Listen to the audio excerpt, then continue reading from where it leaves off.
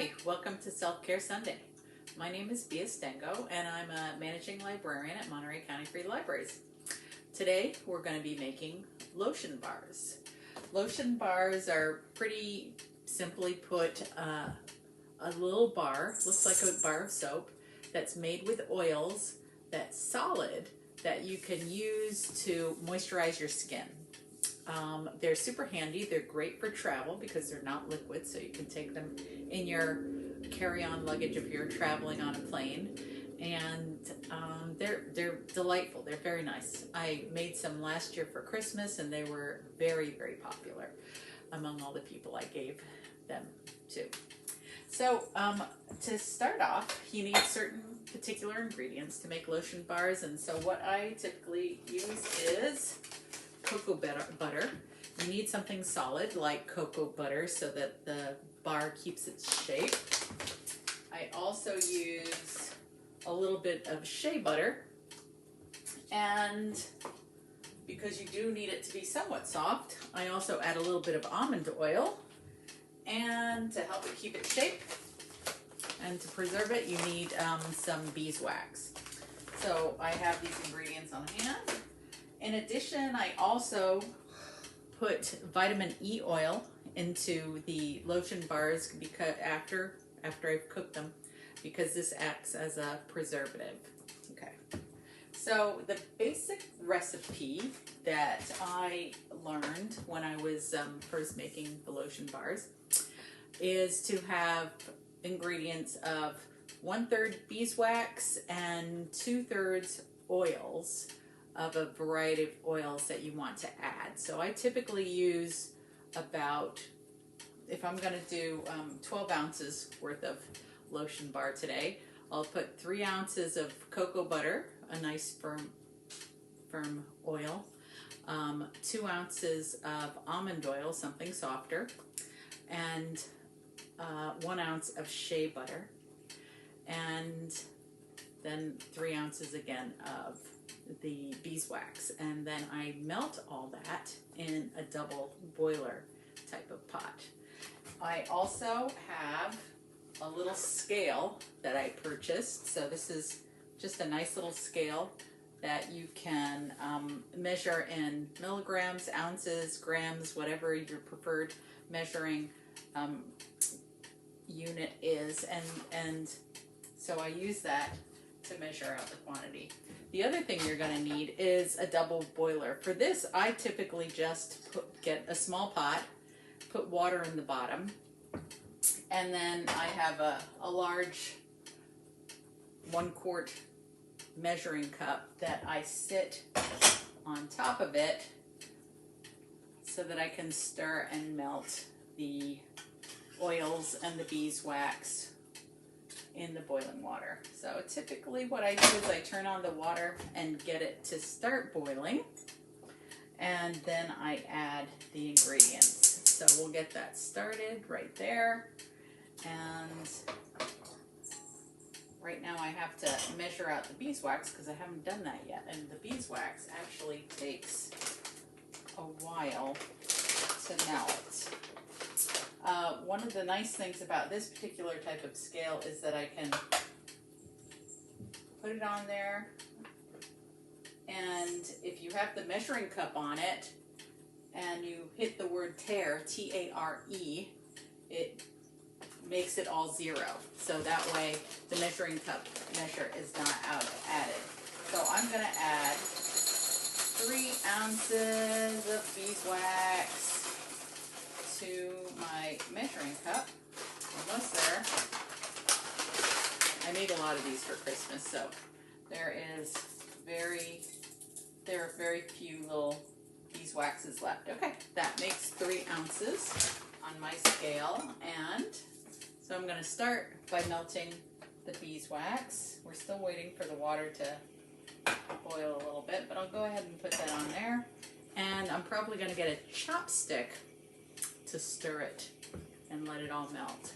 So while that's cooking and melting, we'll just wait a few minutes until we go to the next phase. Okay, now all the oils are melted, the cocoa butter, the beeswax, the shea butter is all melted, and I added the almond oil to the mixture, and it's looking good. It's all very liquidy and almost ready to pour into our mold. Make sure you're safe and you always have your oven mitts close by. And now I'm going to add one more little step. I read about this and I saw it online, and I haven't tried it before, but I'm going to try it. I am adding a 1/4 teaspoon of arrowroot powder. And I'm doing this because it was recommended that it gives the bars a nice silky texture and makes them feel slightly less oily and greasy. So I'm gonna try that. Just stir it in there. Arrowroot is something similar to maybe cornstarch is what I've heard. And anyway, this is organic arrowroot powder that I got online. All these ingredients I actually got online. Okay, it seems to have dissolved pretty well in there, the arrowroot powder. And at this point, this is pretty hot, so I'm going to take this off the water. I'm going to put a little pot holder under there so it's not too much of a shock to the system over there. Move that over there so I don't bump into it. Okay, so now we have our lotion bars. I'm going to let it cool just a tiny bit because I want to add some vitamin E oil, and I also figured I'd add a little bit of fragrance. Now, lavender is supposed to have very soothing quality, so I figured I'd add a few drops of lavender, and you have to wait until it's just slightly cool before you add it, otherwise it goes away. And the vitamin E oil, which, as I said before, acts as a preservative. So I'm just going to put a couple of little squirts in there because this is really, the measurements are somewhat important, but not, you don't have to be exact, so you can play around with it a little bit. Okay, so the vitamin E should help it from going rancid, help preserve it a little bit. Okay, so now I have my molds ready over here. I put my molds on a cutting board to make them easier to move because these are very flimsy and floppy, and once they're full of hot oil you don't want to drop them, so putting them on a cutting board makes it a little bit easier. Okay, and I have my cloth here, and here is the oil that's slightly cooled now. Okay, smells nice of cocoa butter. And I'm going to pour it gently into the molds.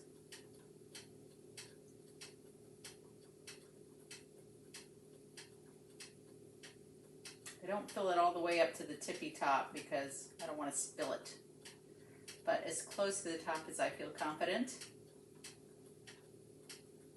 Okay, it looks like this is going to make about 6 bars, which is perfect. Maybe 7, maybe 6.5. Yeah, it looks like it makes just over 6 bars. Probably not a 7th bar, but I'll put it in that one just in case. Oh, it does make a whole 7th bar. Okay. And yeah, it definitely won't reach for another one, but I'll pour the remainder of the liquid right there, and we'll have a demi bar, and that demi bar I can keep myself and give the rest away as gifts. So there we go. We've got 7 2/3 little bars that we made with that 12 ounces of oil and beeswax combined. And I'm going to let these set for about 2 to 4 hours in order for them to solidify. I can probably put them in the fridge for a little while. I'll have to make space in there.